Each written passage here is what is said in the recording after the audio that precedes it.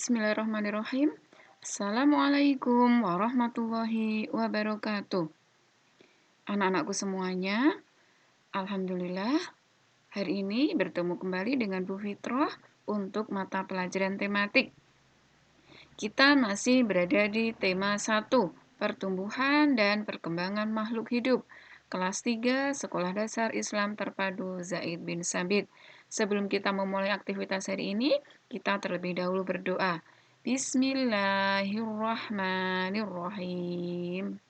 Rabbi zidni ilma warzuqni fahma. Rabbi zidni ilma warzuqni fahma. Rabbi zidni ilma warzuqni fahma. Amin. Baik. Anak-anakku yang solih dan solihah, kelas 3A, 3B, dan kelas 3C, kita masih akan mempelajari subtema 2, pertumbuhan dan perkembangan manusia. Anak-anakku semuanya, apa saja yang akan kita pelajari hari ini? Kita akan belajar tentang gerak, kuat, dan lemah. Kemudian kita juga akan mempelajari permainan kijang dan rusa.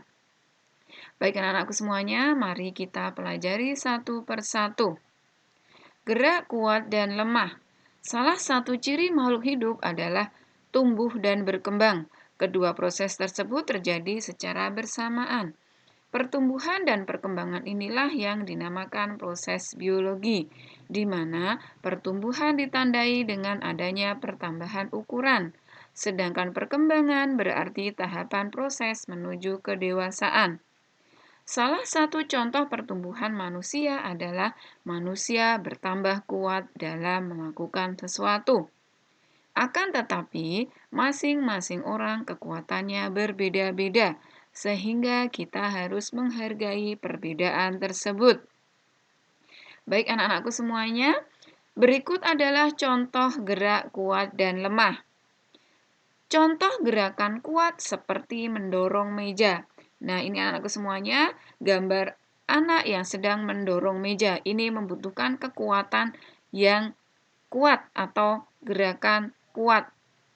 Karena ketika mendorong meja, ketika kita tidak menggunakan gerakan kuat dari kita, maka kita tidak akan bisa mendorong meja. Kemudian contoh gerakan lemah, yaitu seperti ketika kita memegang kapas. Nah, ketika kita memegang kapas seperti ini, kita tidak memerlukan kekuatan yang begitu berat, tapi kekuatannya lemah. Karena kapas itu ringan dibandingkan dengan mendorong meja. Nah, itu adalah contoh gerak kuat dan lemah. Baik anak-anakku semuanya, dalam dinamika gerak tari juga ada mengenal gerakan kuat dan gerakan lemah. Jadi, pada saat anak-anak melakukan gerakan menari, ada dua jenis gerakan, yaitu gerakan kuat dan gerakan lemah. Contoh gerak lemah dan gerak kuat pada saat menari. Yang pertama, gerakan pertama. Gerakan pertama adalah mengangkat tangan kanan, lalu tangan kiri. Angkat tangan dengan kuat, seperti sedang mengangkat beban. Kemudian yang kedua, gerakan kedua adalah turunkan kedua tangan secara perlahan. Kedua tangan diturunkan sambil menggerakkan jari-jari. Jari-jari tangan digerakkan ke bawah menirukan air hujan saat turun.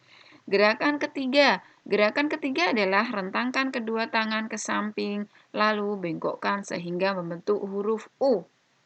Gerakan keempat adalah gerakan memutar pergelangan lengan tangan secara perlahan-lahan. Kemudian gerakan kelima yaitu mengacungkan tangan ke depan dengan kuat lalu membalikkan kedua telapak tangan dengan arah yang berbeda. Gerakan yang terakhir adalah gerakan yang keenam, yaitu bertepuk tangan. Tepuk tangan dapat divariasikan dari gerakan yang lemah sampai yang kuat. Misalnya bertepuk tangan dengan 2 jari, 4 jari, 6 jari, 8 jari, dan terakhir dengan 10 jari. Ini bisa kita nyanyikan ya anak-anakku semuanya dari gerakan pertama sampai ke-6. Coba nanti anak-anak bisa mengikuti nyanyian dari Bu Guru. 1, 2, 3. Tangan kanan, tangan kiri mempunyai jari. Direntangkan, dibengkokkan, putar pergelangan. Acung depan dilentikkan, ayo tepuk tangan. Oke, sekali lagi. Tangan kanan, tangan kiri mempunyai jari.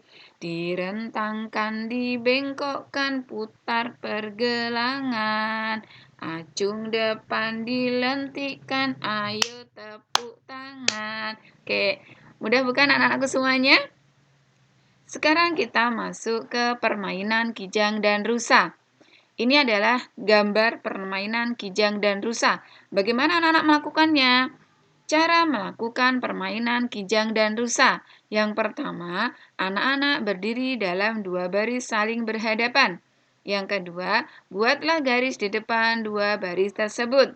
Yang ketiga, ambil jarak agar tidak berdekatan. Yang keempat, deret pertama diberi nama rusa, deret lainnya diberi nama kijang. Apabila guru atau ketua kelompok memanggil kijang, maka deret kijang melompat ke depan, sedangkan deret rusa berjalan ke belakang. Apabila guru atau kelompok memanggil rusa, maka deret rusa melompat ke depan, sedangkan deret kijang berjalan ke belakang. Kelompok yang selalu benar mengikuti instruksi adalah pemenangnya. Jadi ketika ketua kelompoknya memanggil rusa, maka rusa maju. Kemudian ketika ketua kelompok atau gurunya memanggil kijang, maka kijang yang maju. Ketika diminta maju, kok tidak maju, maka dia kalah. Tapi ketika permainannya itu atau pemainnya itu mengikuti instruksi dari ketua kelompok atau gurunya, maka dia adalah pemenangnya. Baik anak-anakku semuanya, untuk pembelajaran hari ini cukup sampai di sini ya. Jazakumullah khairan atas perhatian anak-anakku semuanya. Tetap semangat, tetap jaga kesehatan, jangan lupa bahagia ya. Marilah kita akhiri dengan membaca hamdalah bersama-sama. Alhamdulillahirobbilalamin.